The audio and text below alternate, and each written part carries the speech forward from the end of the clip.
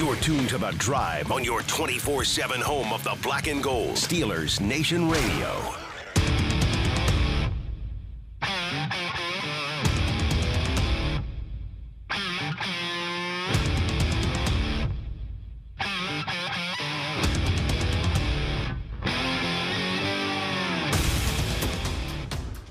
Good afternoon, Steelers Nation, and welcome to Black Friday here on The Drive on the Steelers Audio Network. Wes Uhler, Matt Williamson with you for the next 2 hours here, Matt, on what is one of the weirdest days of the year. I say it's such a strange day. I was going to ask you the same thing about it. Like, I feel like we should be used to this because Thanksgiving's always on a Thursday. Mm-hmm. It's not like Christmas where it moves around. Oh, no, and, right. It can really change. It's if it's always on a Thursday. Christmas on a Tuesday is much different than Christmas on a Friday, you Mm-hmm. know?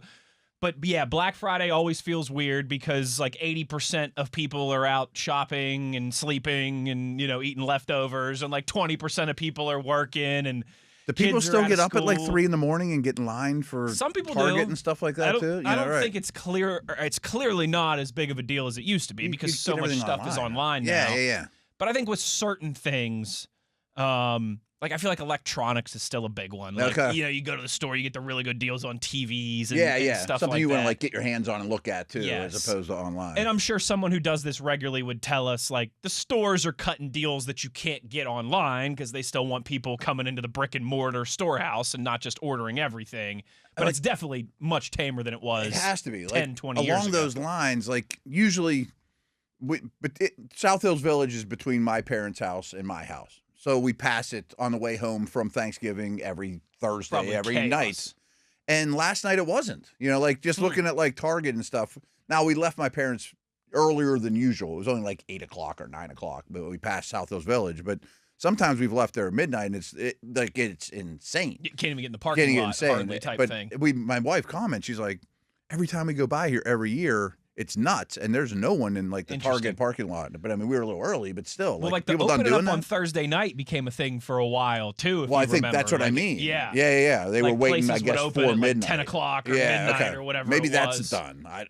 I don't know. I hope so. I'm not sure you could pay me enough to go do that. You could not. You're right. I did They Black have to do Friday. the best deals ever. I did Black Friday proper with my I have a bunch of aunts and cousins that it was like a tradition. Like they'd get up at 4 a.m. on Black Friday and they'd all pile in the minivan and they'd be gone for 12 hours. Like they'd hit Ross Park Mall and Robinson and Knock out all your Christmas shopping, everything. and buy a TV and whatever. Yeah. I don't think there's as much of that anymore. And I did do that with them one time, so, yeah. and the whole time I was like, "What am I doing?" I would hate every second. Got of a it. couple Right. DVDs for like $3, but other than Like, that, I that's was cool, just I was but just right. standing in lines. It wasn't worth my entire day. Fighting soccer moms the Right. entire day. But yeah, I hope everybody, listen, if that is your thing, I hope you got some good deals. I hope you're enjoying it. My thing would be to sit around and just watch football all day, Matt, because there's college games on all day. I love it. There's an NFL game, too. Obviously, You're right, the Black Friday Amazon game as well, too, which, man, I'll tell you what, be rushing home because all my Philly in-laws are in town, and they were... We're recording this a little early. We're recording this a little earlier today for full transparency because I think everybody understands that.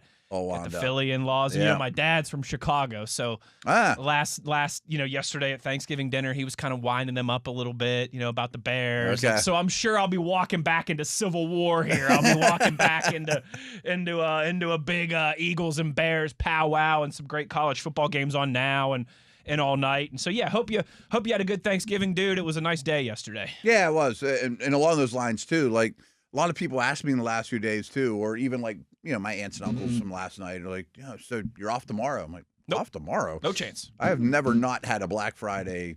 It's the middle of the season. What are you talking about? They played 3 games yesterday. There's a game going on right now. There's Steelers playing 2 days. There's no way I'm off tomorrow. This is the first Black Friday I've worked in a long time. I think probably since I was with the hockey team out of college, because we'd always have games on Black Friday. And, Oh, okay. yeah, big weekend of games and that type of thing. Season, right? Penguins play today. Yeah, You're right, yeah. But Moats and I never did a show on Black Friday. Really? But I guess that's just what happens when you move up into the big chair here. You're right, into the right, big right. leagues with Matt Williamson. You're in on the demand now, drive, dude. baby, Right.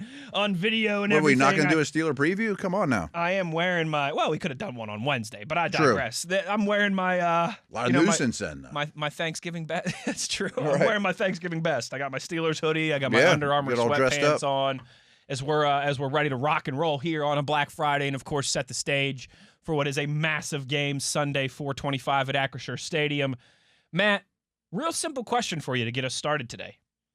Who needs this one more, the Buffalo Bills or the Pittsburgh Steelers? Well, I mean, just watching those 3 games yesterday, what a disaster the division and the entire conference is. Lord. I mean, a disaster. Lord. Right. Like, if this was college football and everybody did the SEC versus the Big Ten thing that people love to do in college football, my goodness, the NFC is boat racing the AFC so far this year. Destroying them.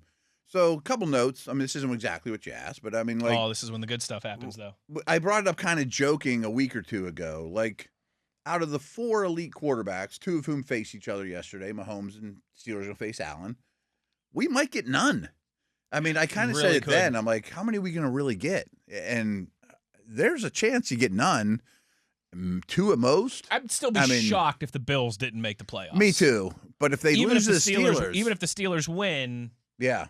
I'd still be shocked if they don't make the playoffs. But if they lose the Steelers, it's a real possibility they could miss. And they're then certainly not winning the division if they if they fall to 7-5. I'm on a group text with all my buddies, and someone puts out there, who's the best team right now in the AFC? And there's no good answer. Not who's going to win the most games or who's going to get the 1 seed. Probably the Patriots or the Broncos, obviously, but like. Yeah, but I don't trust Denver's they're not offense. Lighting the world on fire. New England just kind of stumbled to a win against Cleveland, and they lost 2 starting O-linemen, and they don't have replacements. Cincinnati. Yeah. I mean, I actually threw out Houston. Like, who's playing the best right now? Ooh. I mean, their defense is big time legit, and Stroud's coming back, and the rest of the supporting cast That's a great question. I don't know who the answer to that would be. Is it Indy? I mean, like, who's the best team this second in the AFC? Cool. It's not the Ravens. I mean, it's not the Bills. Miami Dolphins. They're playing. They're playing as well as anyone. That's kind of my Texans thought. And then a buddy of mine's like, would Dallas be the best team in the AFC? I'm like, yes. It might be they certainly would be the hot in terms of this conversation. The one playing the best it. right now. Yeah. Yeah. I mean, like, that's the state of the conference right now, and the division's a disaster too. It's not great, and thankfully nobody really cares about that stuff in the NFL like they do in college football. Because the NFC would certainly be having their way with the AFC this year. We saw that in Dallas, Matt, where, man, I don't know what to think about the Chiefs. Like at 6, I didn't think they played terrible, but it's just right. But your record is what it is at this point, and they have no tiebreakers in their favor. They have no tiebreakers. They probably won't win the division. I mean, that's a real long shot. Yeah, at this point, they're 4 games, 3.5 games behind the Broncos. They need Denver to totally collapse. They still have to play Houston. They still have to play the Chargers and the Broncos. Okay. I mean, they want to play the Broncos and Chargers so they can. Sure. Yeah, I mean, at this point. But losing yesterday is brutal on them. It absolutely is. And I'm looking here, every single one of the Chiefs' remaining games is an AFC game. Houston, Chargers. I guess that's good for Titans, them. Broncos. It is good for them, but it's also if you lose one more, you're done. That's a good point, right? You know, but their back's against the wall to the point, though, that they need. 10-7 with no tiebreakers, you're in all likelihood not going to the postseason. Yeah, right. You'll miss out to like a Pittsburgh or a Baltimore or a Buffalo or maybe Houston or Jacksonville who has the tiebreaker over Kansas City. Right. I mean, you start really looking at it, it's pretty crazy.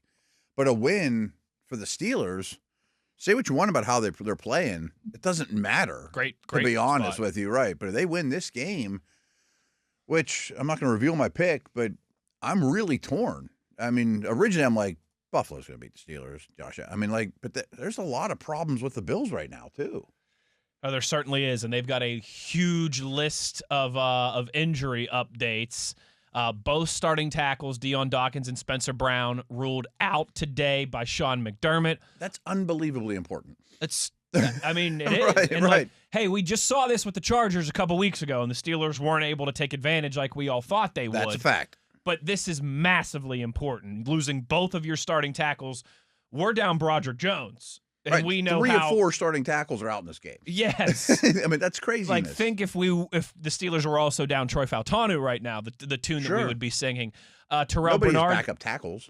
Yeah. You're right. Terrell Bernard, backup, pardon me. I'm just thinking tackles and backups here. So both tackles for the Bills, Deion Dawkins and Spencer Brown, ruled out, along with Terrell Bernard, the linebacker, and Curtis Samuel, the wide receiver. The receiver I don't think matters. They've been going through every receiver left and right. They cut Elijah Moore. They signed Brandon Cooks. No one other than Shakir has been super reliable. I am extremely interested to see the Kincaid situation, and I don't think we'll know that anytime soon. But that's the next one, and if they're without him, Cool. man, you're picking some of the hardest guys to replace. But Bernard is their best middle of the field defender, and I mean, there's some things about this game that are just really interesting, bizarre. Is like if you just look at like EPA or any advanced stat, and I'm not super big on quote pressures. But pressure rate. I mean, when the Steelers' pass defense gets pressure, they're basically the best pass defense in the league. When the quarterback is, quote, under pressure on that play. When they're not, they're basically like the worst. Yeah. Right. Yeah. And I think anyone that's watched the Steelers game says, oh, that passes a sniff test.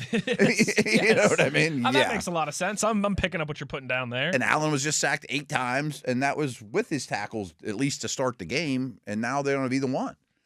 And I'm sure they're going to watch that Chargers game to no end and be like, well, what'd the Chargers do? We're going to get it out of your hands super quick. I mean, this isn't a revolutionary formula, but I would hope the COD says, well, I know what they're going to do to us. And the other thing that's kind of crazy too, which doesn't really matter as much with Bernard, is that this team really during the McDermott era wants to live in nickel. They've always had good linebackers that can do both. Like the Steelers had a big problem for a lot of years of you're either in base or you're in dime because you didn't have a linebacker post Shazier that you could just do it all. Yes. The swing guard or the swing forward that can cover big and a little. Yep. And so you're either too heavy or you're too light. So the Bills did a really good job. They'd have like Milano and Edmonds out there every snap, and like they can do enough stuff that we can just live in nickel and you can't move us around. Now, they're not as good at that now because their players aren't as good, frankly. Those guys aren't in their prime or with the team anymore. But they still want to be very light. Mm-hmm. I mean, they still have one of the lighter defenses in the league against clearly the heaviest offense. Clearly. I mean, it's not even close, especially if you don't even count Washington. If you like, oh, by the way, he's not just a 245-pound tight end. Right. I'm just talking about personnel. He's like 3'11" out there, big old boy out there.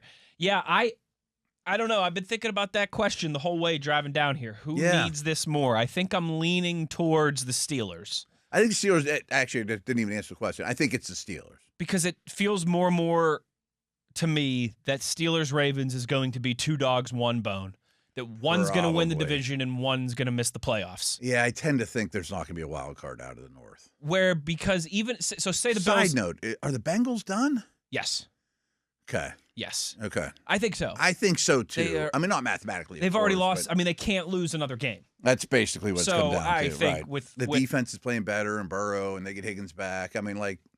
Again, with this 5 games Bengals Nation Radio would be like, we're still cooking, Yeah. But with 5 games left, I don't think they can afford to lose one. I think they're just a spoiler. I agree. They have to play Baltimore again, which is going to be tough. Good. Great. Right, yeah. They still have to play Buffalo. The Bengals do, which is good. We're rooting for the Bengals to beat those teams. But I just mean in terms of their case to really claw back. I agree with you. I wanted to throw it out there. They're 1 loss over the line. Like if they had one more, if they would have one of those close games that they lost, like the Bears game, something like that. Maybe they traded for Flacco 2 weeks earlier. Absolutely. Something like that. Or absolutely. Right.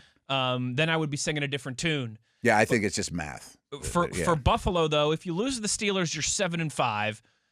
You still have a game against Cleveland and a game against the Jets. Those should both be wins. That gets you to 9. Yeah. Then they're probably going to go. Your other 3 would be Cincinnati, New England, and Philly. Okay. So you would really need one of those would get you to 10 wins. So they probably need 3 more wins, period. Probably need 3 more wins in their last 6 games. They have 7 wins right now? They do. They're 7-4. Yeah. They have the tiebreaker over Baltimore as well, which really helps in this conversation. Really helps, they have the tiebreaker over Kansas City. I don't know that Baltimore's going to turn it around, though. Buffalo. I mean, some of it's just sniff test stuff, too. Agreed. Lamar doesn't. Lamar, what you've been saying for 2 weeks now, everyone's saying today, Lamar looks off. Oh, big time. And they still have their same problems they had week before he got hurt, the first month of the season. They don't have any pass rushers. The O-line's below the line. I mean, it's a very average offensive line. Henry's good, but he's not this force of nature he has been. No. And they have problems. They have as Tunchokin would have said, they have problems and they are many. Mm-hmm. And I think he stole that from Chuck Noll. I think he did. I'm pretty sure, yeah. He did. You're right. I'm leaning more towards now Baltimore finishes with a losing record than they do. They're playing for a playoff spot week 18. Yeah, I'm happy the Steelers are playing them next week. Now, Same. the Steelers could look terrible too this week. And now, who knows? You're absolutely right. I just don't know. I think the next 100, and Matt, I am aware, okay? I like to think that self-awareness is one of my greatest traits. Okay. I know TV's laughing at me because he hears me yelling at myself all the time. I'm looking right in the camera as I say this. I know I say as well, too. All right, too often. I know I said tryptophan too much on the show on Wednesday. Oh, we got a tweet or two about that. I know I said same church, different pew too often a few months ago, okay? Such is life. I like to think that I'm pretty self-aware. I realize that I've said it. I'm sure I have my things too, by the way. Big week. You do. I'm sure, yeah. You do. We all do. We all do. Right? That's what. Listen, when you speak for 4 hours a day on the radio, you're going to say some stuff that's similar, right. by the way, and folks. you're going to step in it sometimes, and you're going to say something that sounds dumb. You're going to say something that sounds like you just learned the English language a couple weeks ago. 1,000%. I realize I've been saying this for what seems like ever since the Packers game, but not only the next 60 minutes massive for the Steelers, the next 120 minutes of football are massive for the Steelers. If you beat both the Bills and the Ravens, you're going to the playoffs. Oh, yeah. You write your ticket then. If you lose to both, you're in big trouble, but I still don't think you're dead. You're still swimming. Your wild card shot would be dead. You would need to win the division over Baltimore. But that's what Baltimore could be losing too. Exactly. And you get them in the last game of the Baltimore season. still has to play Green Bay. Baltimore, I think, is it New England that they still have to play as well? Sounds right. They've got some tough ones. Cincy could beat them again. Cincy could beat them again, and that game would be in Cincinnati when they play again. And Higgins should be there. Wiggins got hurt last night. I don't know how bad that is. He's a really good young player. So I continue to think more and more. Wiggins should guard Higgins for his whole career. Wiggins and Higgins. Try saying that one 10 times fast. I continue to think more and more to get back to where we started 15 minutes ago. It's more important for the Steelers because AFC North, there's going to be one team that goes. It's going to be the division winner, and that's going to be it. I tend to agree. Because again, I think Houston's playing better. I don't trust Jacksonville or the Chargers, but they're in it, and they have good records. Matt, it's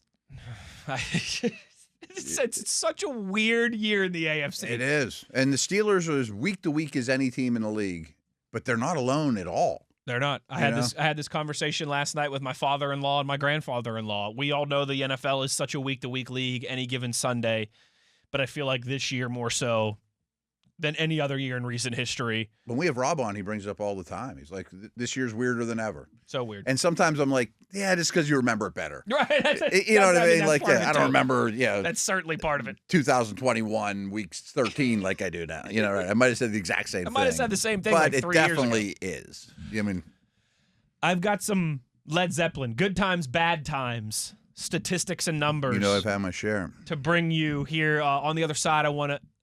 Listen, Matt, not to toot your horn, okay? Because you always do a great job with it. But I thought this week's Matt stats was exceptional. Oh, was very good.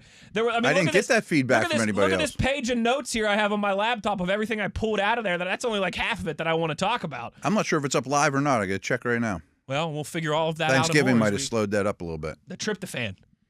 That's exactly what happened. Well done. Matt stats, Steelers, Bills. Some analytics, some numbers, some deep dive analysis when we return here in hour number 1 on Friday, having some fun. Uhler, Williamson, it's The Drive on Steelers Nation Radio on the Steelers Audio Network.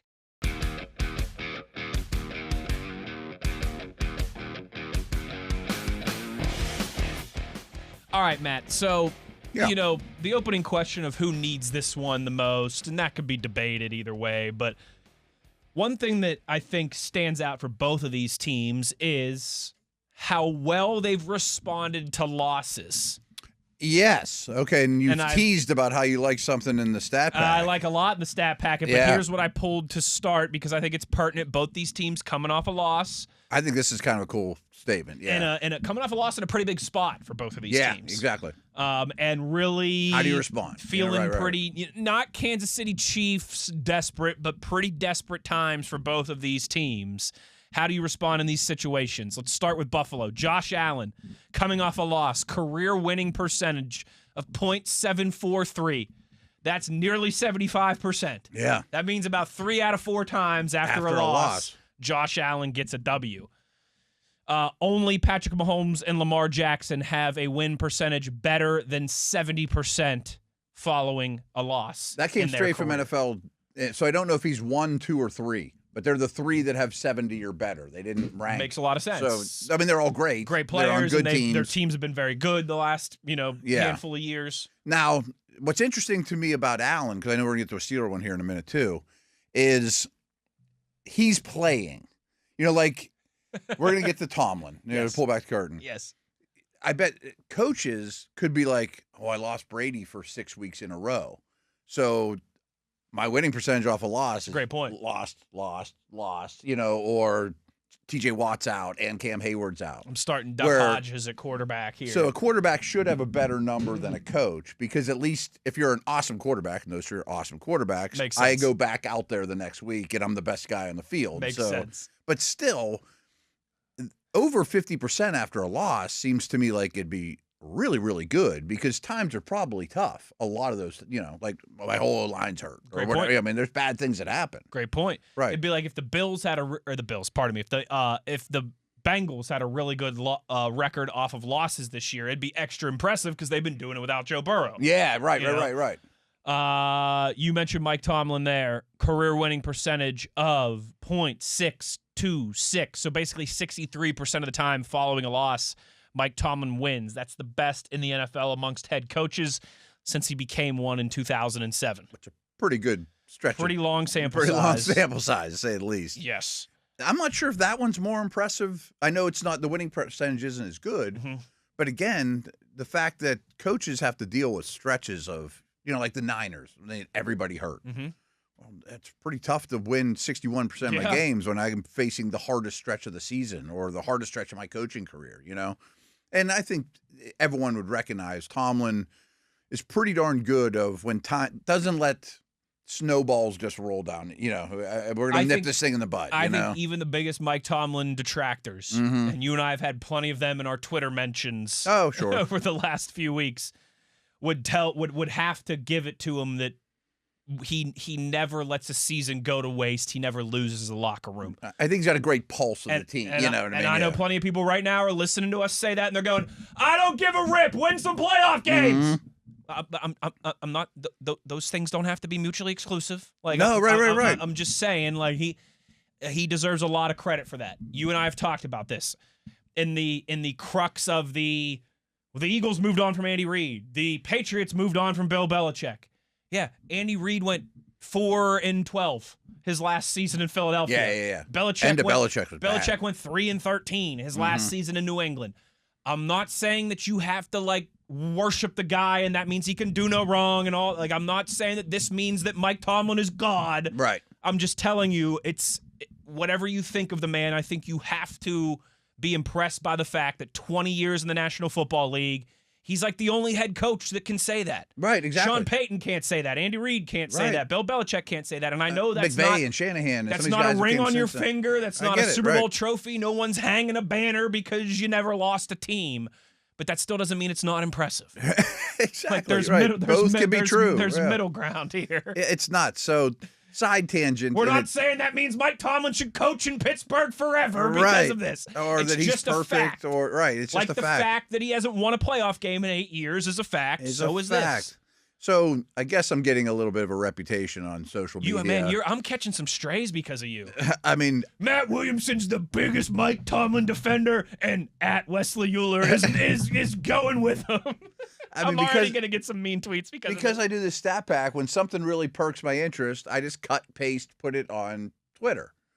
These are just numbers. It's not. I think this. I mean, they're just facts. Mike Tomlin hasn't won a playoff game in 8 years. Right. And that's not good enough. That's a fact. That's a fact. Mike Tomlin also has an insane record after the Steelers lose a game. Fact. That's a fact. Right. Both of these things can be true. Many of my tweets are just that, cutting and pasting something that is a fact. This is yards per carry or whatever. Get off my lawn. And I don't even care. Like, you can come at me. That doesn't bother me at all. I mean, I learned that at ESPN. You know, call me. I get called an idiot every day. That's fine. I have no problem with that Matt whatsoever. Williamson, he's just a Cleveland Browns scout. That tells you all you need to know. But it's amazing. My favorite, real quick, is when people write in your comments that you were part of the group that picked Kellen Winslow Jr. over Ben Roethlisberger. Yeah. When you weren't. I wasn't even hired You didn't get yet. hired until after that. My first day was the day after that, but that's fine.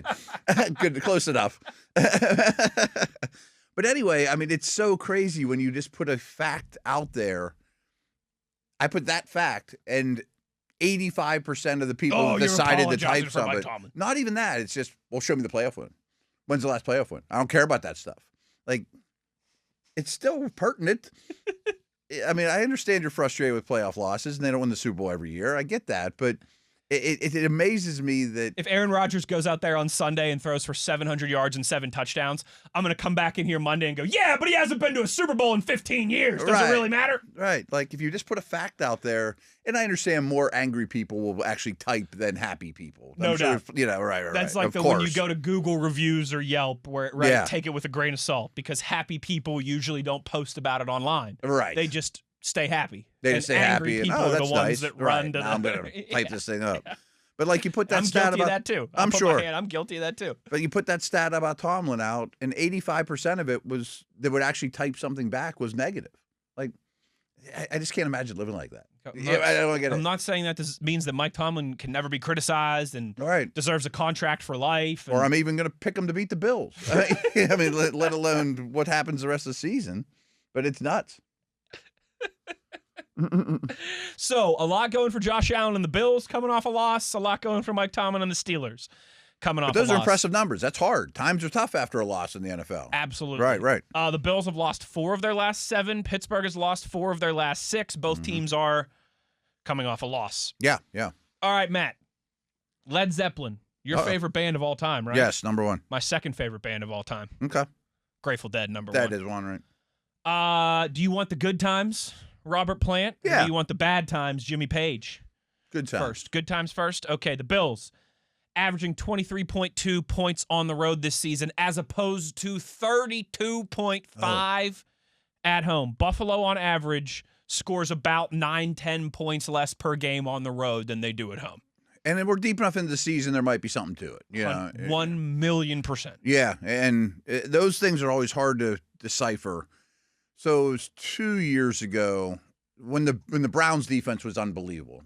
Last year it was okay, but 2 years ago, their numbers home versus road defensively were ridiculous. Like, it was almost hard to score on them at home, and they were just like slightly below average on the road. They're they'll give them 11 points a game at home, but 23 on the road. It was still 22 on the road. I mean, they still have Myles Garrett and they good players, but I mean, at home it was like they're unbelievable, you know. And you get deep enough into the season, you think that is probably a big enough sample size. Although statisticians will be like, that's not even close to a big enough sample size. You're talking about 5 games versus 6 games. That's nothing, dude. So I don't know that stuff, despite citing stats. I am not. Some people, like, there will be even people that are statisticians or analytics folks that'll type things to me and say, that one really doesn't mean anything. I'm like, well, maybe, whatever. But for whatever reason, Buffalo's clearly worse on offense on the road. Yes, the numbers back that up. Yeah, and it makes so. Of course, that's why I do these numbers. Is I want to know why, and I can't really come up with much. I mean, maybe they played tougher defenses. They played Houston on the road. I mean, Best it could be that in the NFL. Maybe could be that simple. Yeah, I didn't look at it enough, but it makes me think too. Like, is it a communication thing? You know, is the noise that they're not as good at getting the plays in or communicating things to the receivers or something that simple that they're, you know. It could be a combination of both. Yeah. But that is a good times thing. That was when I made the good times and the bad times here, I was like, ooh, that's nice that they're scoring about 9 points less a game on the road than they do at home. They've been held under 20 points. And Allen's numbers are much different, home versus road. Much different. He takes sacks, loves to take sacks on the road. Now, Caleb again, Williams loves to take sacks. loves. Now, some of it's coming off a game in Houston where you took 8. Like, if we cited this 1 week ago, it wouldn't look as bad. Wouldn't look as bad. Right. Fair point. But that's also the most recent game. That matters. And what did my dad say? You're only as good as your most recent performance. Okay. And the other one, I mean, just a side note, his numbers with and without Kincaid are really stark, too. Big time. Yeah. Big time. Let's get into some more good signs for the Steelers. The Bills have a turnover differential on the year of -2. That's so not like them. So not like them. Yeah. Last year, Buffalo and Pittsburgh were 1st and 3rd, respectively, in the league in turnover differential. Buffalo was a distant one. They were unbelievable. One. Yeah, they were unbelievable last year. Bills were -3 in the turnover battle last week on the road in Houston. Steelers turnover differential +8 this year. 20 takeaways, 2nd in the league behind only Chicago. And also, Matt, the Bills, -2 sack differential on the year, where the Steelers are +13. So we talk about so many more bad plays for Buffalo's offense than there used to be. We talk about the holy trinity of win indicators. Turnover differential, sack differential, explosive play differential. I'll get to explosive play differential in the bad times here. Steelers are horrendous, yeah. But in the turnover differential and in the sack differential, they are much better than Buffalo. Much better. Much better. Much better. And they don't have their 2 tackles for this game. And they do not have their 2 starting offensive tackles for this game. I can't harp on that enough, right. Against running plays out of 12 and 13 personnel, Buffalo allows a league-high 6.7 yards per carry. Now, they're bad against all – their run defense is flat out bad. But we opened the show with this. You know, like, they want to be light. Steelers want to be heavy. 12 and 13 personnel is heavy. And that's not the Darnell Washington over-the-top factor or the – Spencer Anderson, I do that too often, factor too. Tough. Yeah, right. They're both offensive linemen. Yeah. They both have the same last name. Steelers are going to have bigger people. I was listening to a podcast this morning that said Darnell Washington is bigger than every Bills defender that'll see the field in this game except for one. Wow. Now that you talk about context there, that really puts it into context. He weighs more than everyone that they will put on the field on defense except for one. That's wild. I love that stat. Last one for the good times here for the Steelers before we take a break and maybe get into some of the concern. Josh Allen, you mentioned pressure rate, pressure to sack rate. Yeah.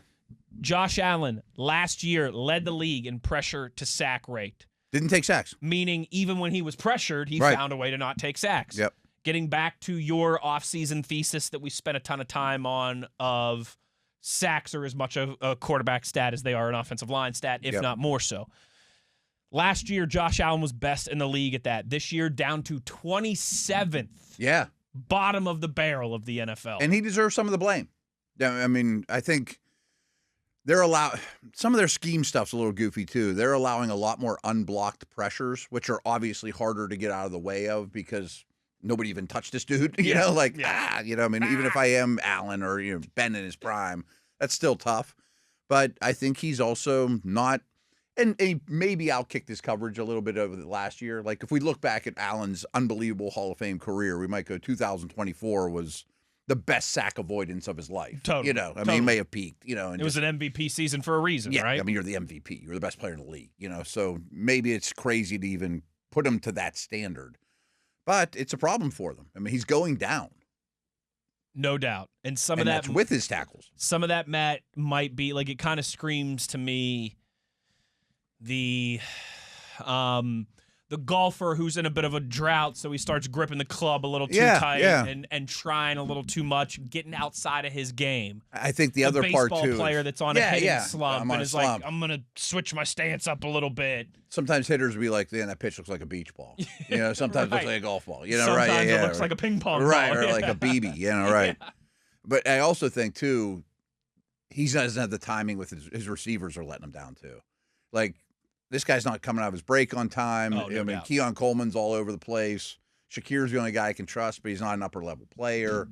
Yeah, we run the ball great, but who's my Stephon Diggs? Boy, I miss you, Stephon, that type of thing. I think that's part of it, too. Like, come on, where you at? Sack, Where you at? Sack. All right, so there's the good times. Now, this game is so lopsided both ways, good, bad. Very much so. We could sing good times, bad times the whole day. I've had my share. Mm-hmm. In the days of my youth, I was taught what it means to be a man. Let's take a break. We'll get into some of the concerning underlying statistics and analytics as it relates to Steelers-Bills Sunday at Acrisure Stadium. We'll do that to close down the first hour of the program. When we return, Wes Uhler, Matt Williamson, it's The Drive on Steelers Nation Radio on the Steelers Audio Network.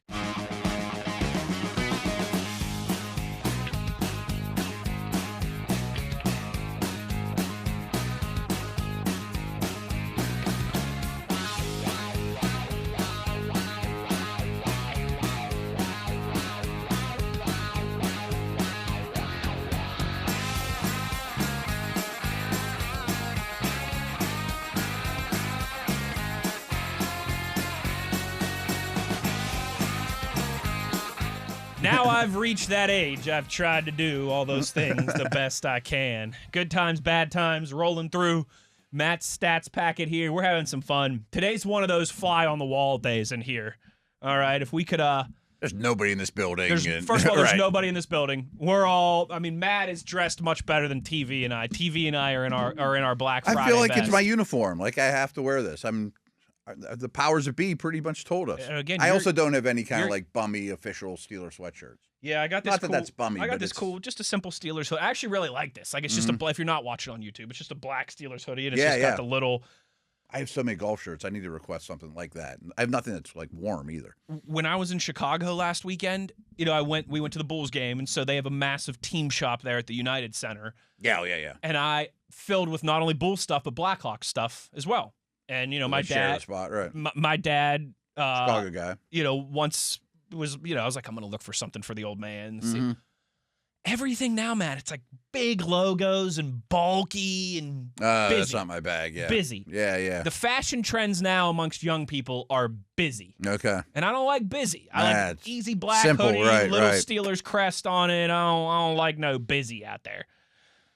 Matt, let's get into the bad times. Let's get into the last segment was glass half full, encouraging and there's Steelers a lot of numbers, stuff and there's a lot there. I'm sure we could even go deeper. Absolutely, but let's get into some glass half empty, maybe some more pessimistic. If the Steelers come up empty on Sunday, reasons why. The Steelers are one of 4 teams to lead every game they've played in the NFL this season. Only 4 teams can say that they've had a lead in every game they've played. The other teams beside the Steelers that can say that are 25-8 combined record. The Steelers are 6-5. That's the first I heard that. I pulled that out of a different source than usual. I wanted to get your thought process behind that one, because on the surface, I think it indicates that the Steelers haven't been as strong at protecting leads as maybe the other teams. That I think have been that's in this 100% position. true. Now, if you cut the sentence off of you're only one of 4 teams, it's great. You're amongst the best teams in the league. Mm-hmm. So I think we can all recognize that the Steelers aren't one of the best 4 teams in the league. So if I'm comparing myself to them, yes, I fell short, in terms of finishing the deal. I mean, I'm sure Philadelphia, if they're one of them, is better at it, or whoever. Maybe the Colts were one of them. I'm just guessing who the teams are. I don't know who the other ones are. Yeah, if you're in the Rams. If you're in company with like the Rams, the Eagles, and the Colts, that's pretty good company to be amongst. And I bet their leads are greater. I mean, they're probably winning by 12, not 3, But the fact that you've led every game is also pretty darn good. And like Rob brings this up a lot, and his memory's better than mine of how this game exactly. Remember that third and 8 against Green Bay? I'm like, no, I don't. Kinger is like Sean McVay level Houdini with that stuff. With that stuff, right? He's like, remember they were in 2014 in the third quarter against Jacksonville. Tim Benz is that way too. No, Rob, I don't actually. That was 11 years ago, brother. I don't remember this year's. But he'll be like, they were leading at this point in this game. Seattle week 2. Okay? Right. I'm always looking like ahead. Like I know it's coming. The amount of times I've had to this year say to myself, wait, who did the Steelers beat on the road week 1 again? Was it the Jets? That's right. It feels like 100 years ago. I do that once a week. Yeah, I'm the same way. But I look forward more than, Yes. Like I'm going to start Ravens Matt stats tonight. Like that kind of stuff. My grandpa would always say your windshield is much bigger than your rearview mirror for a reason. Yeah, that's me. And my memory just falls apart. But Rob will often cite that, that even all their losses, he'll show you where almost to the play how deep in the game they were very, very in it or had a lead. He is really good at that. I'm like, wow. He'll be like, you remember when you started the fourth quarter against the Packers, you still had a lead. Yeah. Now they scored on the first play of the fourth quarter to take the lead, but Right. You're right. And I'm like, oh yeah, I forgot about that. He's like, that one incomplete pass doesn't get dropped, then they have the lead for another 5 minutes. Yeah. And who knows how the game goes. Yeah. That's a great way of looking at it. I just don't see it that way. So I think there is something to be said to that because their losses aren't against bad teams. And even the Bengals' loss is looking better and better. They're playing better. Their defense has actually gotten a little better. Their run game's gotten a lot better. Weird things happen on the road on Thursdays. 1,000%. Saw that yesterday in the NFL. Yes, and especially in division. Especially Although in the I AFC say that North. in 2 of the 3 teams that won were the road teams, but That's true. So I don't know how to make that. I mean, like I threw that one out on Twitter too, and some people wrote back that were not all of them were terribly mean people either. They were just like, I wonder if age has something to do with it. You know, defensive age in particular. I'm like, there could be something to that. I'll buy that. Yeah, I'm in on that. Absolutely. Yeah. And I need to double check it, but I think the Steelers' third quarter point differential is pretty bad. Which is weird because last year was total opposite. Best in the league. Yeah. It was if you were listing They were terrible in the first quarter. If you were doing the like putting together the Steelers DVD or the Steelers magazine, the year in review, like teams used to do all the time before everything was on YouTube and you could go rewatch everything at the drop of a hat. Halftime adjustments would be a big thing. Right. Here's the results of their halftime adjustments. They're really good. That was one of the stories of the things they did well last year. That would be in the top 5. They had the best third-point differential in the entire league. They were really good out of the half. And they were always losing like crazy after the first quarter. The worst, number 32.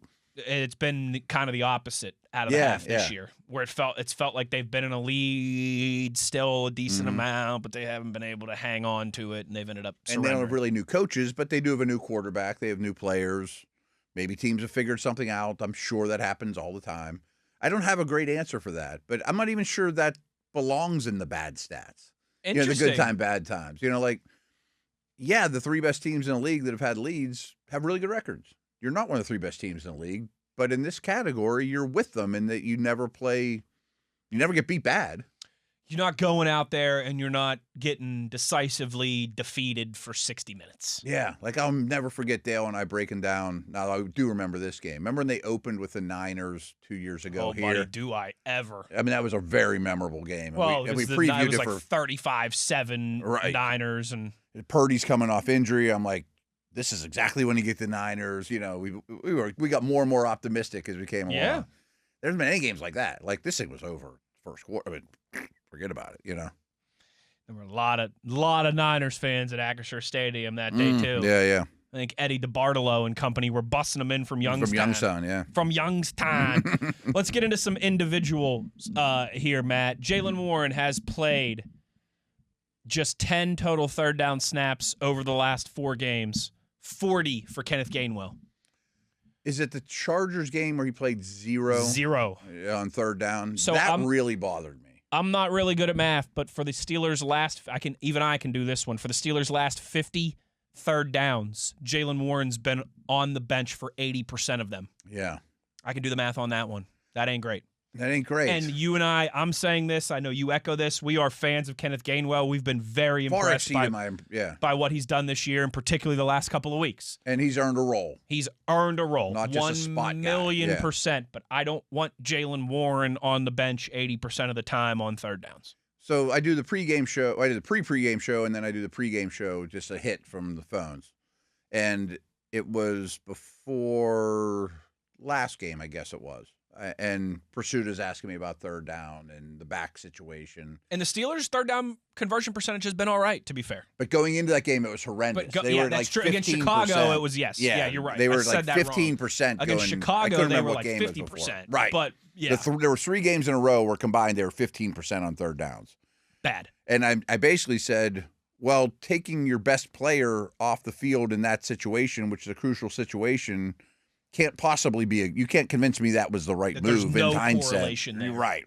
Yeah. I mean, and so I think there's a couple sides to this. First off, Warren, to me, in a vacuum, as he proved in the Najee years, is an exceptional third down back. I mean, he's one of the best receiving, running, protecting backs in the league, and especially third down duties. Great in protection, phenomenal after the catch, all those things. So I think they would love to use him as a third down back more, and we've seen that for most of his career.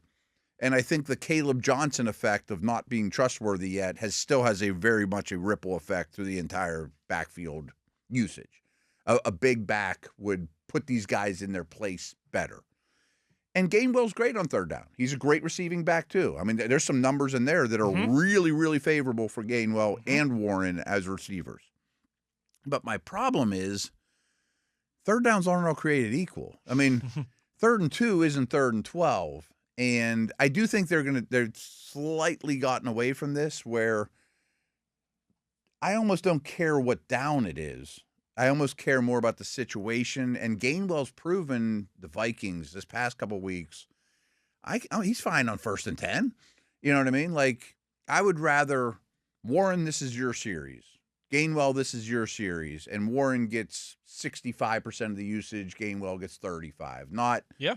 It's third down. You're coming out of the game. Especially like you mentioned, when it's 3rd and 2. I want Jalen Warren in there. Yeah. If it's 3rd and 8, if it's 3rd and 8, I've got no problem with Gainwell. He's great out of the backfield. Exactly. And I think that they, and myself too, looked at Gainwell like he can only do 3rd and long stuff, but he's proving to be able to do more now. In a great way, his perception has changed this year. Right. So maybe it's more of a equal usage, not as dependent going forward, because this was a little better this past week, but the day that Warren had 0 third down snaps when they were really, really struggling on third down made me want to pull my hair out. Agree.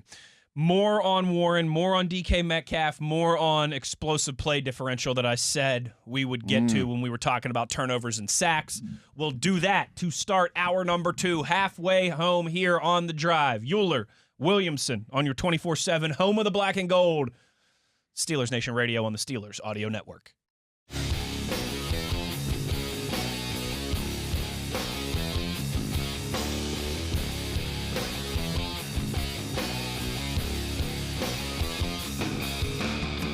Good evening, Steeler Nation. How we doing? Thirsty? Us too, man. Get out of here and go watch some football, baby. It's hour number 2 on The Drive here. Black Friday rolling into Thanksgiving weekend. Wes Uhler, Matt Williamson, of course, getting you ready for, this is one of the best football weekends of the year. If you're only into the NFL, you get multiple games Thursday, you get a Black Friday game today, you get a full slate on Sunday. Matt, if you're Saturday's loaded, if you're into college football as well, you get some great college football games today. Remember, tonight, Texas A&M, Texas, top 20 matchup. Oh, right. Big name quarterbacks, one of the nastiest rivalries in college football that's only been back on the schedule for 2 years here now. Still has a lot of that animosity built up in it. Of course, a full slate of rivalry games on Saturday, and then a full slate of It's not a great by NFL standards slate. I mean, there's not the greatest some Sunday slate. Heavy lines, There are some bigger lines than you would like to see, particularly, Matt, for a week 13 when that road is starting to narrow. I'd have to double check, but I think the Steelers are only one of 2 games on Sunday between teams with a winning record. Okay. So there's not a lot. I think you're right. I think that I just heard that, and I'm like, that sounds right to me. Yeah, Rams and Panthers. Panthers are 500. Okay, so that doesn't quite count, but you're right. Colts and Texans are both above 500. That's the other one. So, yeah, you're right. There's only 2 with both teams above 500. But, of course, some good games yesterday. Yesterday good one. Was great. Eagles, Bears today. Good one. Matt, how sometimes I laugh, like I'll look at the lowest get-in price for some of these NFL games and how it can be all over the board. Like, for example, at MetLife, Jets against Falcons, tickets as low as $33. I don't think that surprises anybody. I don't think there's many Falcons fans coming to New York either. Titans, Jags in Nashville, tickets as low as $12. I don't think that surprises anybody. No. Black Friday today in Philadelphia.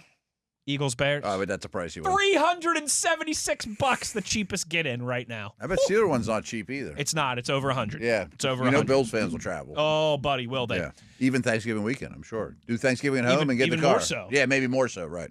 I told you I have a... get in the car Friday morning. I have Monday morning. Like perhaps my best friend, one of my 2 best friends from college, he's from Rochester. Mm-hmm. He's got 2 daughters just like I do. His wife and my wife get along, and we were all in each other's weddings. Yeah, type thing. I was I was trying to convince him for the last couple weeks. I was like, dude, bring the family down Friday night. We'll get up Saturday. We'll all go to Morgantown for the WVU Texas Tech game, and then you take the family Sunday to Steelers Bills. Perfect doubleheader for him. Perfect doubleheader. Right. But just too much holiday stuff going on to make it work. Matt, before we get to Missi Matthews, a few more of your Matt's stats. Okay. Golden nuggets that I want to pull out here. Let's stick with some Jaylen Warren and run game conversation. Jaylen, remember, this is also towards the kind of the bad times section of things here. Jaylen Warren has been hit behind the line of scrimmage, basically 52% of his carries, third highest rate in the NFL. That part's not good. No, it's not. I think especially when eye test, you and I and everyone agree that it feels like the offensive line has been playing better. Yeah, I don't think that's all an O-line stat either. It makes me think, and again, I also bet a lot of them were early in the year. I would think that would be definitely a big part of it, that number still weighted a little bit towards the beginning of the year. Mm-hmm. I also wonder with how much of it is now that the book is out, it is known that the Steelers are not throwing the ball deep downfield. I think you need to get people out of there. We're seeing a lot, a lot of cover 4 where the safeties are keying downhill on the run game. And so even if your offensive line maybe is doing a good job with the initial wave, here come the linebackers and the safeties to outnumber you. Yeah, I'd also like to see more play action throw it over the linebackers' heads, too. The play action numbers dropped, and that's not exactly where we were going, but that was one of my criticisms of the Bears game was you run the ball really well, but you weren't using play action off of it. And play action doesn't always mean it'll bring us for explosive stuff. That doesn't always mean you have to throw a go ball 40 yards downfield either. Play action, sometimes get those linebackers to bite. Sometimes it gets you one extra guy in the box, and you turn that 6-yard gain into a 16-yard gain. Right. Or a 6-yard gain into a 26-yard gain. Yeah. Or a 60-yard gain. But his numbers after contact are incredible. Incredible. Right. Some of the best in the league. Right. So imagine if you could just push that contact back another yard or two. Yeah. If you could get him more running room. And I think we saw that against Chicago and some recent times. And I would expect you could do it against the Bills. I think so. Yeah. Let's get into some more of that pass game and explosive stuffs here. Buffalo giving up just 183 passing yards per game, fewest in the National Football League. Misleading because people run on them like crazy. Their pass defense is clearly better than their run defense. But the Steelers giving up 278 yards in the air per game, the most in the league. So opposite ends of the spectrum in that regard. Matt. Yeah, sometimes I'll cite those up in like the general area, like when things are starkly different or exactly the same or. And I do agree with you that part of that, a big portion of that is because teams run the ball more against Buffalo. Yes. But it's still just 183 yards through the air against that defense per game. And they've played with their share of leads, and teams had to come back on them too. And, right. And when you have DK Metcalf failing to reach 55 or more receiving yards in 6 straight contests That's got to stop. That just has to stop. I'm worried that it's going to get to a point where the Steelers are struggling in the run game and struggling in the pass game to really find any footing. It feels like they need to establish that run game early against this Bills defense. I 1,000% agree. Big personnel. And if you don't, you might be in trouble. Yeah, and exactly 1 week ago on Friday going up to the Bears game, I thought the same thing.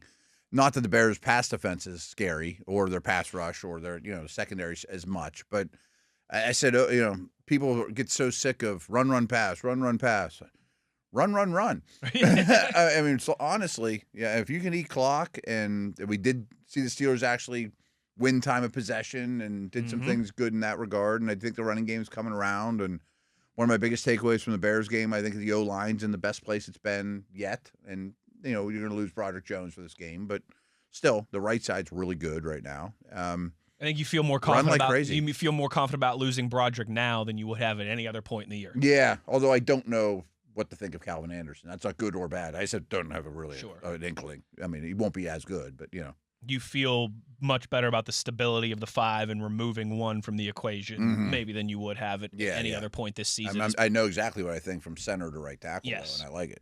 All right, let's close this down with explosives before we get to the great Missi Matthews.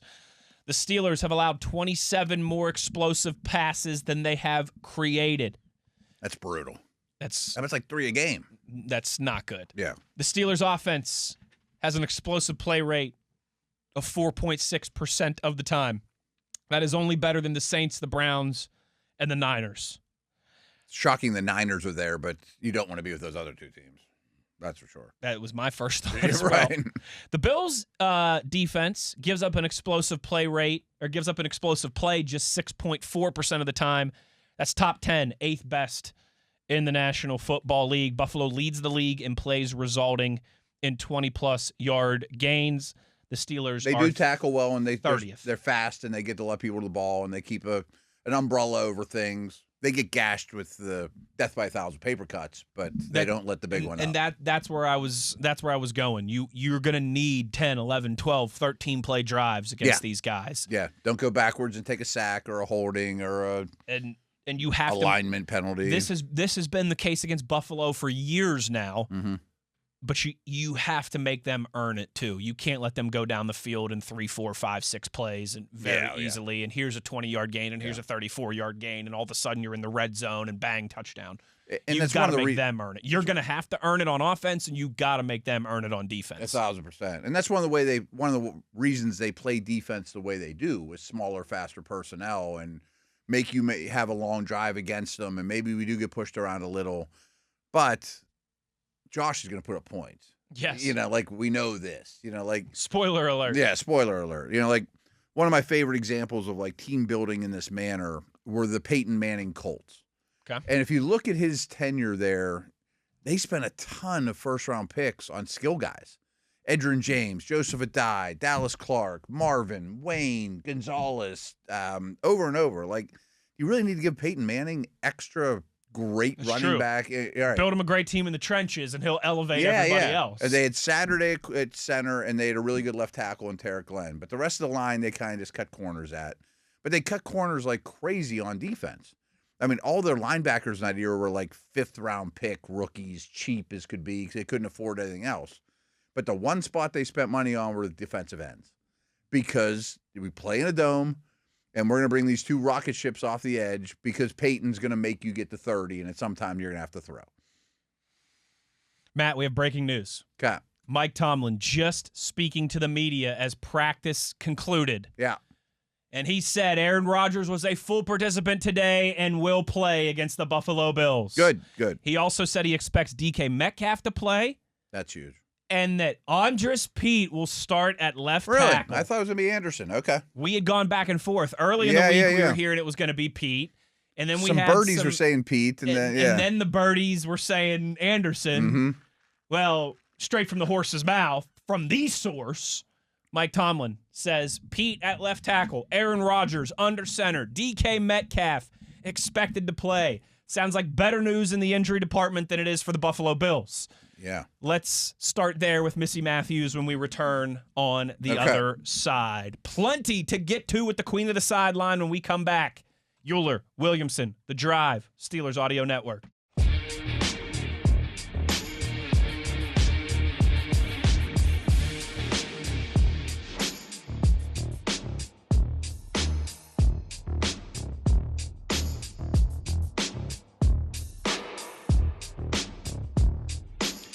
Back on The Drive here on a Friday as we are getting ready for all things Steelers Bills, a massive one at 4:25 at Acrisure Stadium on Sunday.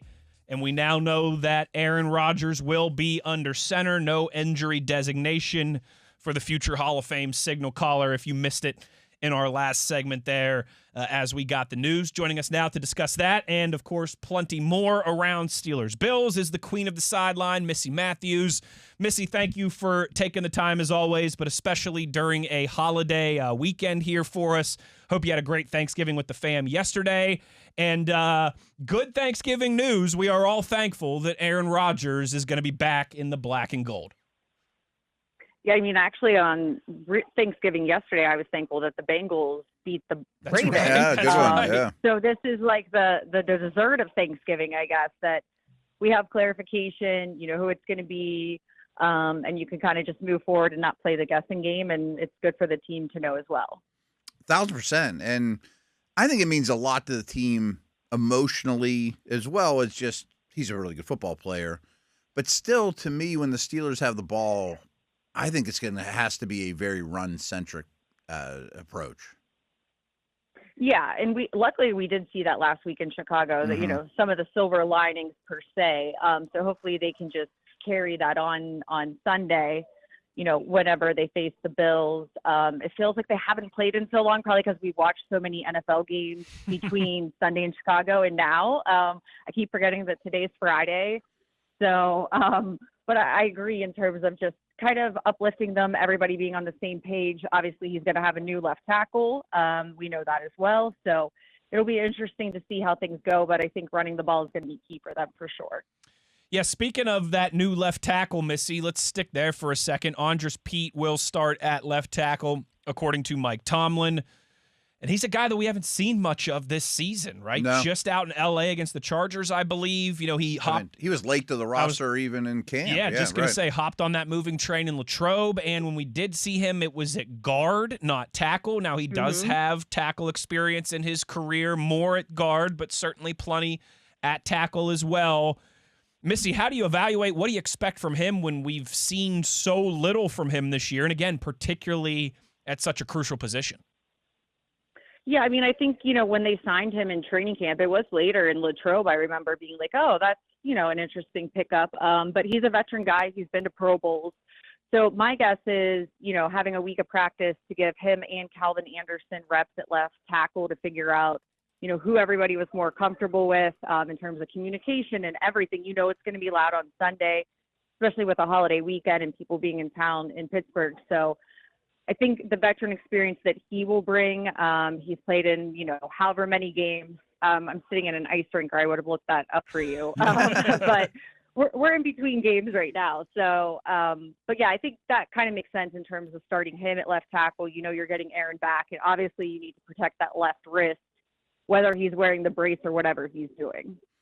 So losing tackles in this league is a really slippery slope. I mean, few have good enough starters, let alone backups. Which leads me to the other side of the ball, though. I mean, Buffalo's going to be without both their guys. It's a really good tackle tandem. I think that's as big an advantage or as big a news as Rodgers coming back. Yeah, I mean, it is crazy when you think about losing both of your starting tackles. I was talking to Rob and Max earlier before we knew that, Sean McDermott was going to rule both of those guys out.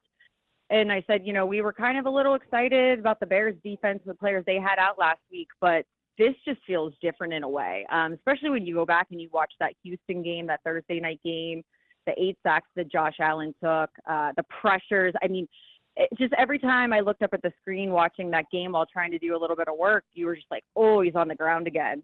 Oh, it looked like that hurt. And I think, getting Alex Highsmith back from that pec injury, they missed him the past 2 games. It'll be huge if you can get that pass rush going and make Josh Allen have another miserable night on the road, which unfortunately for the Bills, that's been their trend this season. Josh Allen is so much better statistically at home this year than on the road. He certainly is. That's something Matt and I talked about in the first hour of the show, Missy. And, he is also a guy who, it kind of like Matt and I use the analogy of, the golfer who hasn't played so well and might be in his own head a little bit. The hitter who steps into the batter's box is on a bit of a cold streak and so maybe tries to, change his stance, or a hockey player hasn't scored in 7 or 8 games, so I'm going to do something different with my superstitions. Like, it hasn't felt like Josh Allen, the superhero that Cam called him earlier this week. What do you think kind of the thought process along the locker room, particularly with the defense, is with Josh Allen? Like, they know obviously this guy is dangerous and one of the best at what he does in the world. But is there maybe a sense of like, we're getting this guy at the right time, this offense at a time when we could really frustrate them and give them a long afternoon at Acrisure Stadium? Yeah, I think so. But I also think you have to give Josh Allen credit. The amount of eligibles that he has been without this season at various times, even Dalton Kincaid is questionable heading into this game. So I feel like he's kept them alive. Obviously, he's really good at scoring touchdowns with his feet, and that's just been a staple of his career. But yeah, it has definitely, I think, and maybe I get too invested in bias when I watch teams that are on Hard Knocks, because you see so much of the intricacies of organizations and teams, and you're just thinking, man, these guys are like high flying. They have the right pieces on offense and defense and at positions where it felt like it wasn't working. And then all of a sudden, they start having a season where you're like, wow, like, I guess the Bills aren't untouchable. But it also feels very much so like that throughout the entire AFC conference.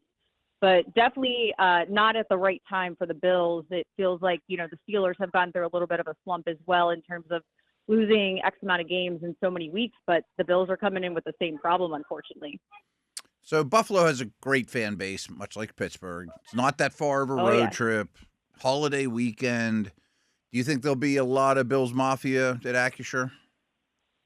I feel like they usually bring a good bunch. You know, it's an easy drive, and I do. But I also think hopefully enough people from Pittsburgh who don't live in Pittsburgh are able to come and have a chance to spend time with family and, enjoy a home game that has playoff implications on the line. So we'll have to see.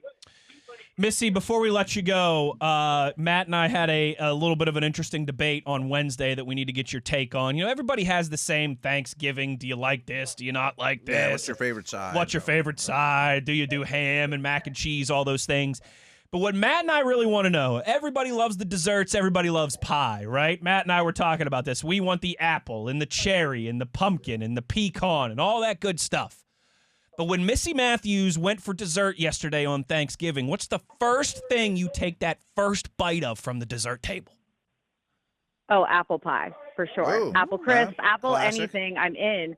I will say, though, my friend's house who we were at, her mom was in town, and she made this delicious Cool Whip peanut butter pie, which I was like, I need the recipe.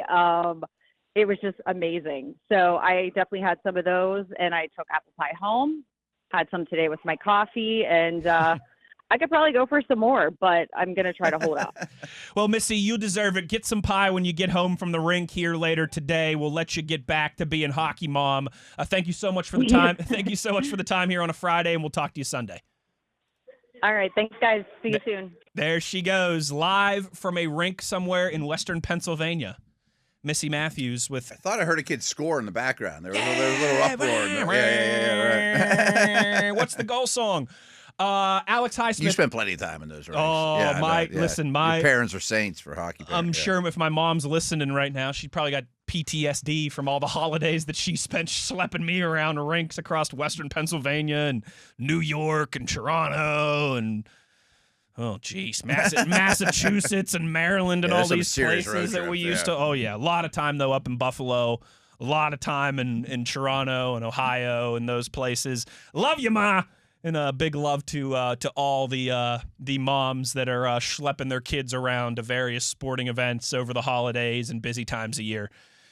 I don't know if we mentioned it there. Alex Highsmith also no injury designation. Looking good for him. Yeah, that's great. That's great news, again, particularly considering the dire straits. Second band reference on the show today. The dire straits that is the tackle situation for Buffalo. If you're super strong on the edge. Every edge rusher bullet in your chamber for the Pittsburgh Steelers, go cause some damage there. So, yeah, Aaron. Maybe we'll see that 3-package. Back too with all three of them. Would love it. Would love if that were the case. So for those who might have jumped in late, or just to recap, Aaron Rodgers, full participant, no injury designation, full go for the Steelers. Signal caller Andres Pete will start at left tackle in place of Broderick Jones. Alex Highsmith, no injury designation. Didn't see anything about Joey Porter Jr. specifically, although it said that Mike Tomlin mentioned he was encouraged by DK Metcalf. As well, but I would imagine both DK and JPJ game time decisions. But looking like green light for everybody else. Metcalf sounded promising. I really don't have any comment on Porter. I haven't seen anything about Porter. Mike Tomlin said he expects DK Metcalf to play. That's what I thought. So good news in that regard. If we get any more. If we get anything newer here on Joey Porter Jr. by the time Matt and I get up out of here, we will make sure to relay that message for you. But when we return on the other side, it is time to close this show down. We're going to give our thoughts and our predictions on Steelers-Bills. We're also going to run that gambit of all the other NFL games on Sunday and give just a quick thought and prediction on those as well before we go. So plenty more to get to when we wrap this thing up on the other side. Wes Uhler, Matt Williamson. It is The Drive on Steelers Nation Radio on the Steelers Audio Network.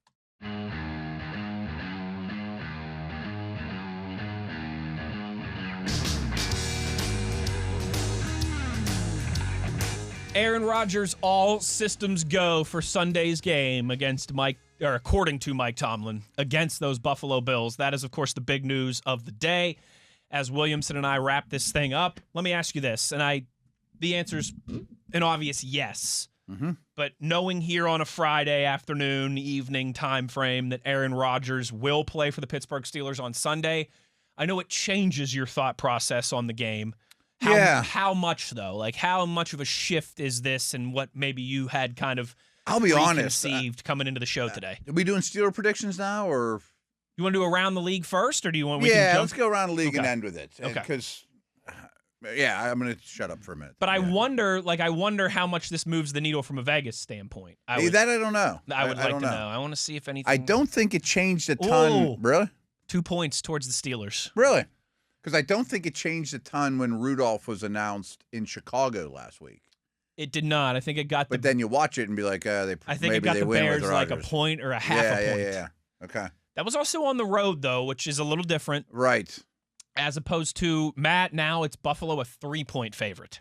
And it was 4.5. I think it was 5. Was it? Last I looked. Okay. So Buffalo now a 3-point favorite.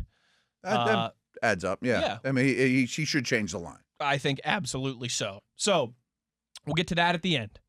But let's start and we'll kind of run the gambit here like we typically do. Yeah, we can buzz through some of these pretty quick. But, thought on each of these games and a prediction before we get on up out of here.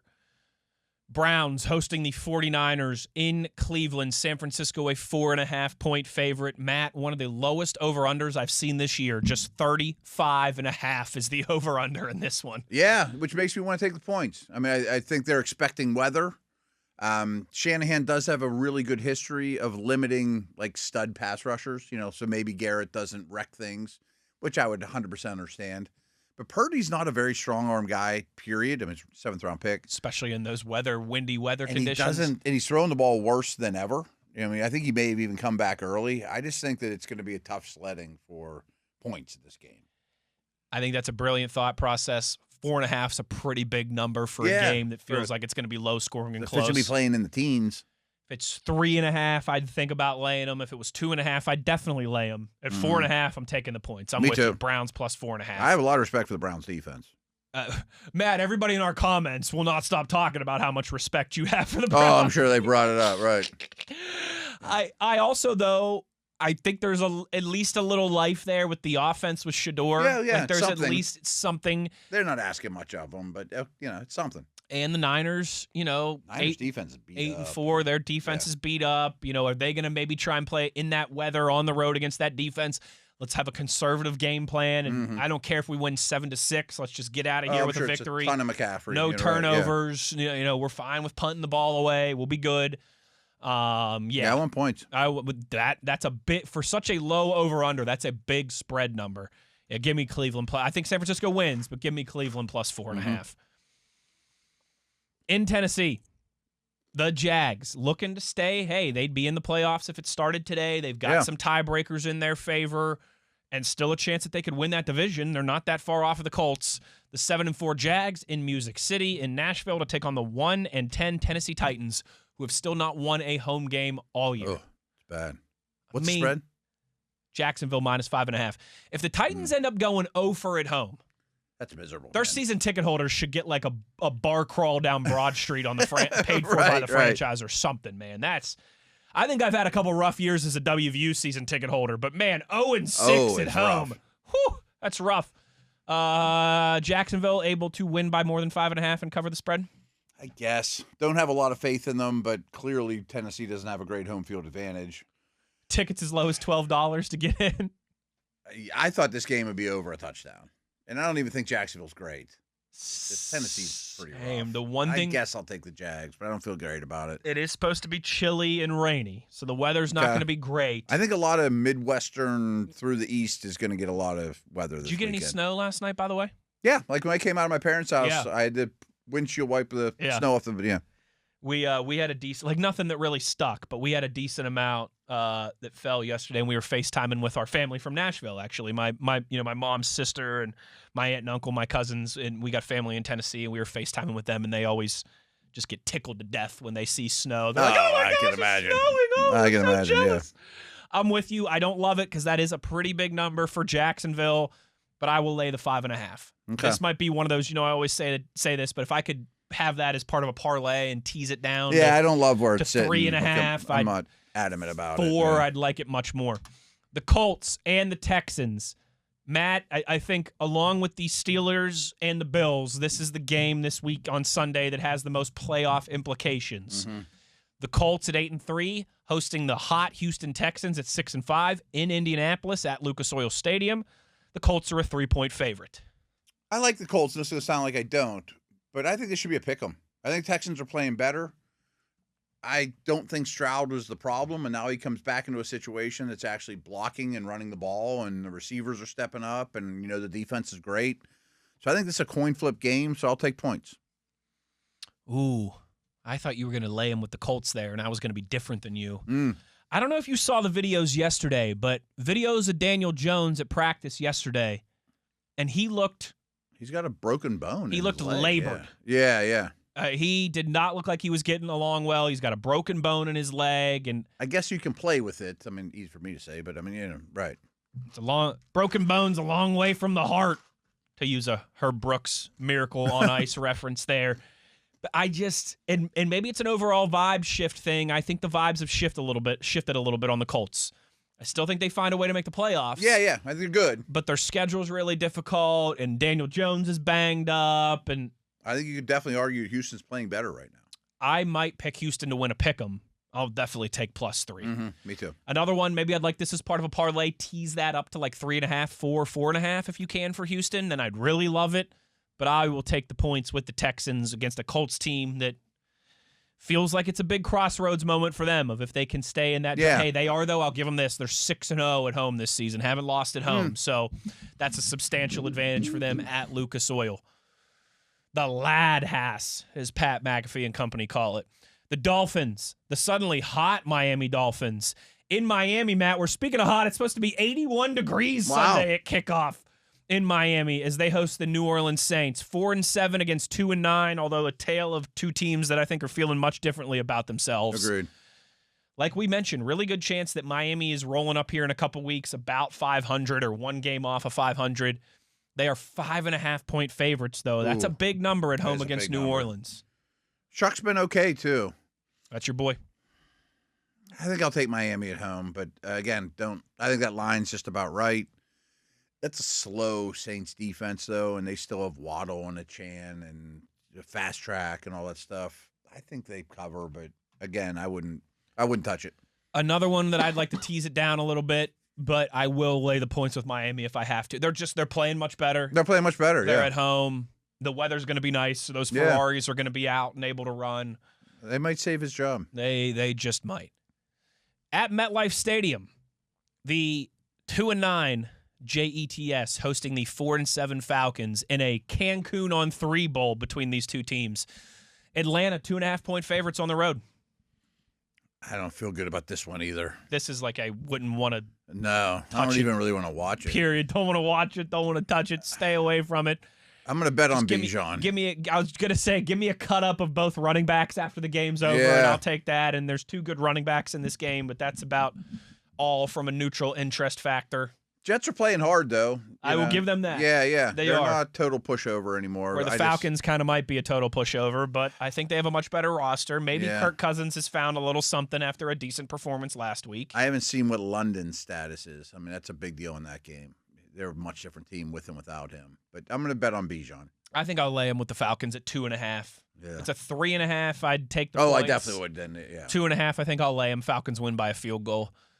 Matt, the Bucks. The Bucks need a win. They're in trouble. Are in trouble. They're so fortunate the division they're in. I guess you could say that about the Steelers. I guess you could say that about the Steelers too. But yeah, Tampa in the same boat, back home, needing a win and getting an opponent kind of ripe for the picking in that regard. The Arizona Cardinals in Tampa, where it's going to be 79 and sunny.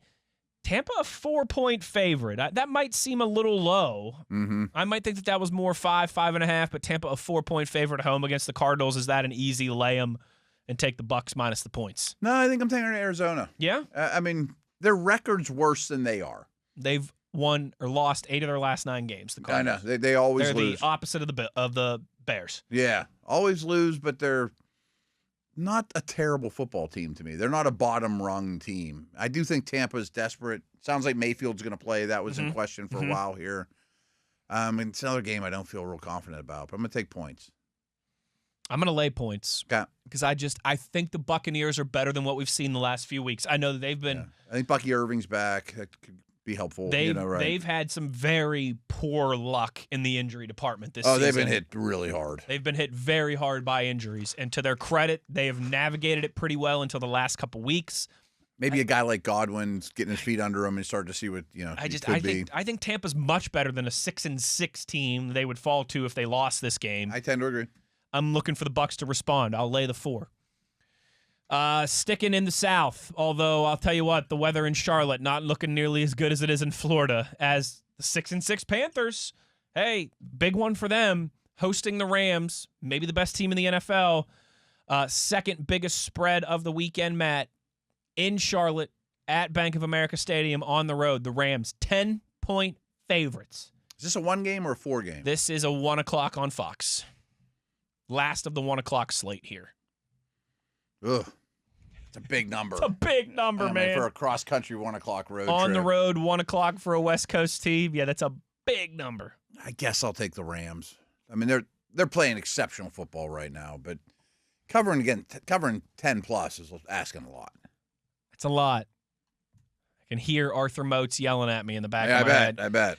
I think I'm going to lay them because I think Carolina has enough to play for. I think the Rams are clearly the better team. But the cross-country travel, I think Carolina has a lot to play for. They do. And can they run the ball and keep it close? Can they run the ball and just hang around? Yeah, right. I think they can. 10. They run the ball pretty consistently. That's why I was hesitant. 10.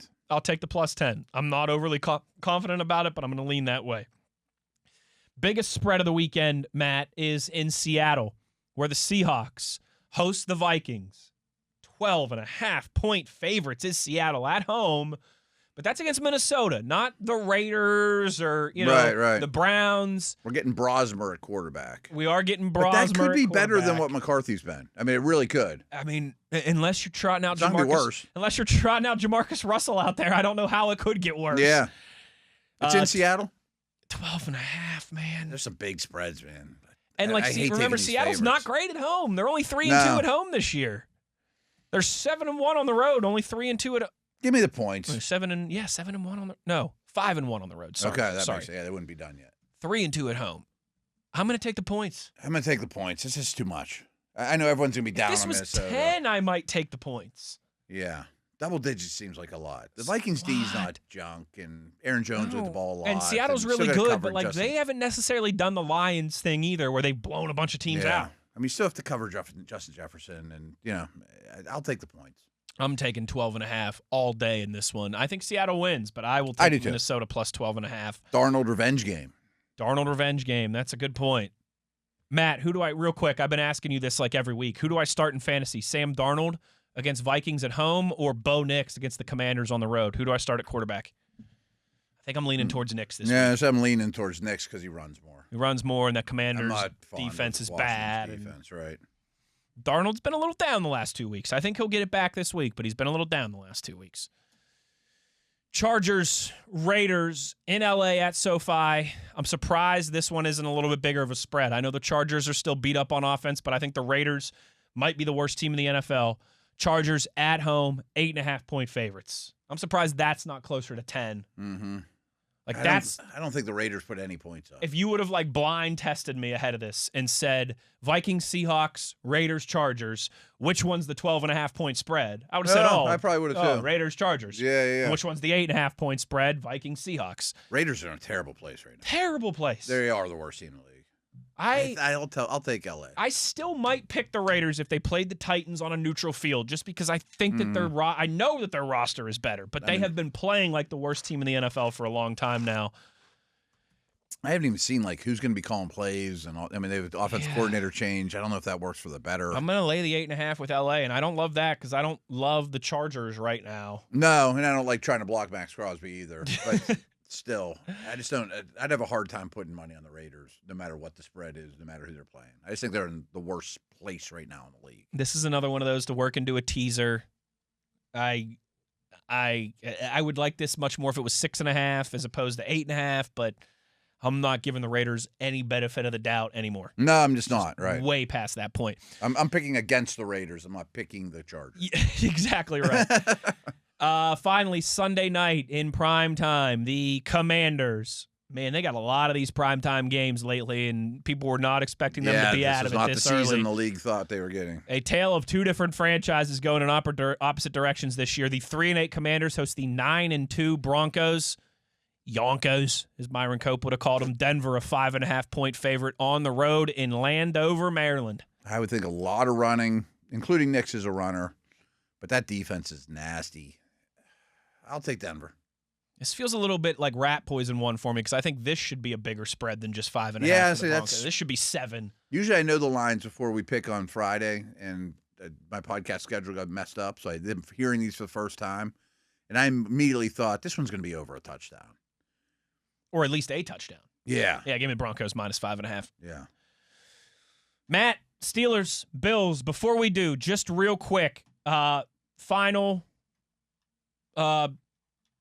Injury stuff. What are they called? Injury report. Injury reports. Yes.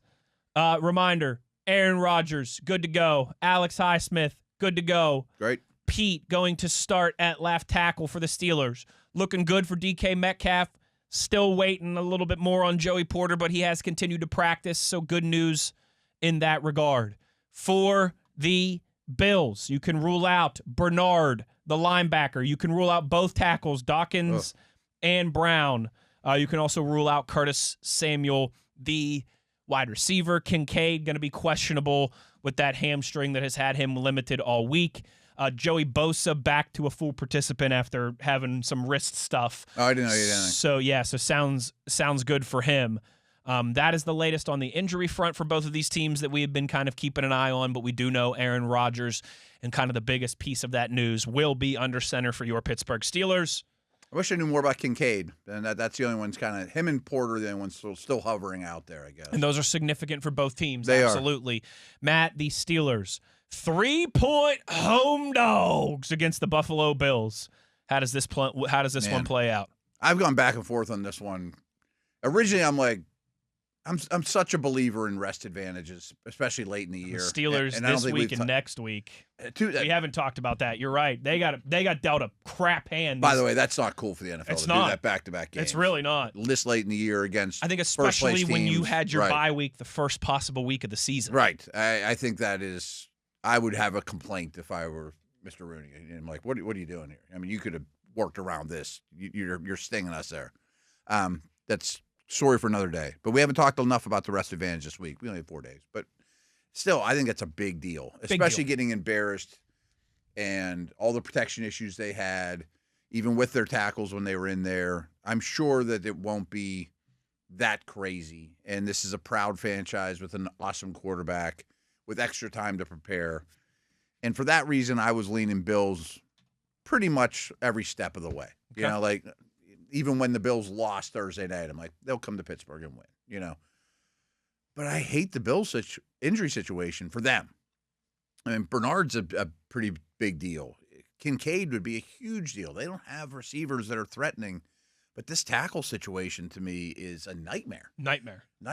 I mean, the only thing that gives me pause is we were saying the same thing a few weeks ago about L.A. I know. And that was the Steelers' worst offensive performance of the season. The defense was okay, but their worst offensive performance of the season came at a very inopportune time. Yeah. When you thought the defense was going to feast, and they didn't. I don't think the defense was a disaster in that game against the Chargers, but they didn't feast like you wanted them to. The turkey was not on the table like you thought it was. Right, they weren't hitting Herbert every 2 seconds. Yeah. They need to do that this week.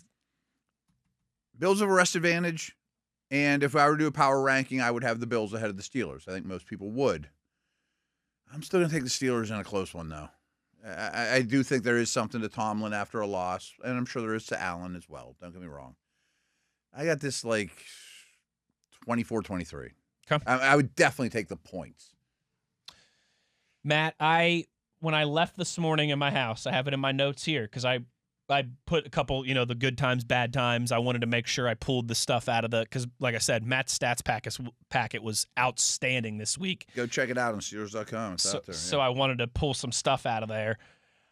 I wrote down in my notes here my prediction. This was before I left the house. This was before the injury news came out for both teams. I had 27-24 Buffalo. Totally get it. I'm going to go 27-24 Steelers. Are you? Because I think we got good news. We got good news we got since you left good your news house. for the Steelers in the injury department. We got bad news for Buffalo. Yeah. In a game that I think was already on razor margins, I'm going to flip that margin to Pittsburgh's side. I left my house a few hours ago with 27-24 Bills. I'm going to change it to 27-24 Steelers here at the 11th hour. Yeah, I expect a very close game. I just don't think the Bills have gotten a lot of good news lately. Same. Yeah. And they're going to get some more bad news Sunday afternoon into evening at Acrisure Stadium. Good stuff this week, Matt. I enjoyed the shows. Thanks to all of our guests who joined us. Thanks to Missi Matthews for being there with us today. All of you, if you're, listening to this on Saturday or Sunday to get you ready for the game as you're heading home from Thanksgiving travels and all that, hope you all had a great holiday. Everybody stay safe and be safe out there traveling. For Mr. TV, Tyler V, big shout out to him as always, our resident YouTube video producer and our statistician here on site with us. For Matt Williamson, I'm Wes Uhler. Take care, everybody. Enjoy the rest of the weekend, and we win, lose, or draw. We'll be back here on Monday to break it all down for you. As always, you know where to find us. It's on your 24/7 home of the Black and Gold, Steelers Nation Radio on the Steelers Audio Network.